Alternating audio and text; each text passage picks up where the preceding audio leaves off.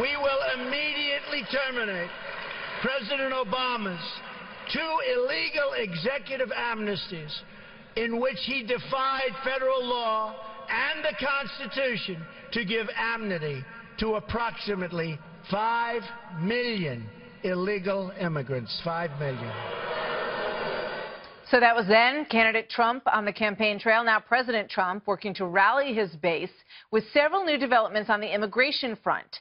Dreamers, once thought to be safe, may now be in jeopardy as DHS Secretary Kelly signals in a closed-door session with lawmakers that DACA may not survive a potentially looming court battle. Then you've got a crackdown on legal immigration. New reports on an upcoming bill that would cut the number of legal immigrants allowed into the country by 50% over 10 years. And the State Department now cracking down on other countries, essentially making them vet or face sanctions if they don't do so in a way that the United States believes is tough enough. So here now, former Arkansas Governor Mike Huckabee, who is a Fox News contributor. Governor, welcome. Good to have you here tonight. Thank you, Martha. So I want to start actually by playing reaction to what happened in that closed-door session with the head of the DHS, General Kelly, and the reaction from Representative Gutierrez to the suggestion that DACA may not hold up in court and those people may have to go back. Watch this. Secretary Kelly has absolutely no understanding of his department. I mean, he is either just the most, I don't know, unknowledgeable member of the cabinet that I've ever met in my 25 years here, or, you know, he's trying to make a fool out of us by trying to say, oh, it's the courts. Pretty strong words. What do you think, Governor?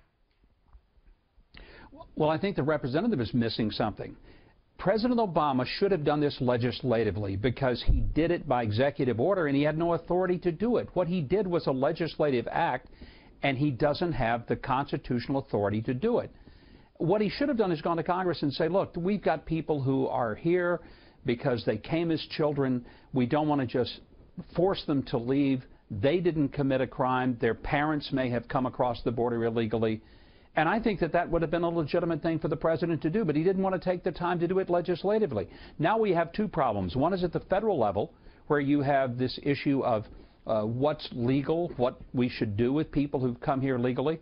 But, Martha, there's a totally separate issue at the state level. What do you do with these children who had nothing to do with being here? And you defended DACA in Arkansas as governor, correct? Yes, I did. And I have taken a lot of grief for it, a lot of hate mail. I'll get some tonight.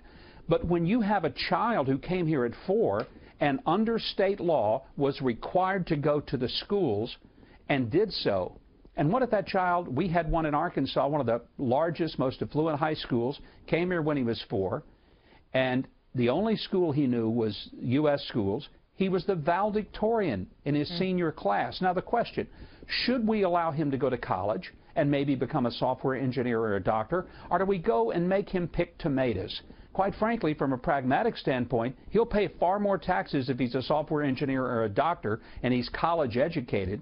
So that's a separate issue than the federal issue. But I think President Obama created a mess by not having the patience to go through and get this done legislatively. Yeah, I hear what you're saying. I want to get a quick thought from you also on one of these other ideas, which is cutting legal immigration by 50%. We take in about 1 million legal immigrants every year. And Tom Cotton brought this forward, and now the president is supportive of it, that over the next 10 years, they want to cut that number to 500,000 a year. What do you think?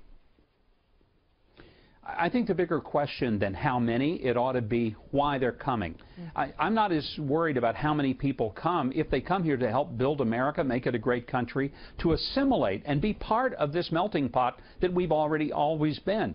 But if people want to come here because they hear that we're going to give them free things, or because maybe they want to disrupt America, or they want America to become more like them than them become more like America, then I don't care how many or how few.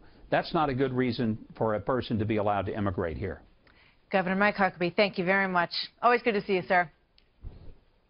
Thank you, Martha.